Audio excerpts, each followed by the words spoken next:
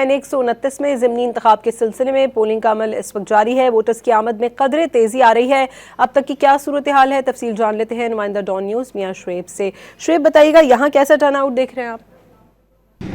जी बिल्कुल, लाहौर के हल्का N129 में ज़िमनी इंतखाबात का दंगल जारी है। वोटर्स अपने अपना हक़ राय दे इस्तेमाल करने के लिए, वोट कास्ट करने के लिए आ रहे हैं, लेकिन क्योंकि ज़िमनी इंतखाब में ओवरऑल जो टर्न आउट हम कम देखते हैं, लेकिन छुट्टी का रोज़ है, उसके बावजूद सुबह के औकात में तो वोटर्स कम तादाद में आ रहे थे, लेकिन जैसे ही अब दोपहर का वक्त हुआ तो वोटर्स जो है वो बड़ी तादाद में निकल रहे हैं। जो उम्मीदवार हैं उनकी जानिब से वोटर्स को ट्रांसपोर्ट की सहूलत फराहम की जा रही है ताकि वोटर्स जो पोलिंग स्टेशन पर अपना आकर वोट कास्ट कर रहे हैं। यहाँ मुस्लिम लीग नून के उम्मीदवार समेत दीगर जो 17 कुल उम्मीदवार जो मद्दे मुकाबल है, जो अपना मैदान में है, इस हल्के में कुल 5,58,000 से ज़ायद जो वोटर्स की तादाद है, जिसमें 334 के करीब जो पोलिंग स्टेशन बनाए गए हैं, जिसमें 170 पोलिंग स्टेशन को असास करार दिया गया था, जहां पुलिस की भारी नफरी को तैनात किया गया। पोलिंग स्टेशन के अंदर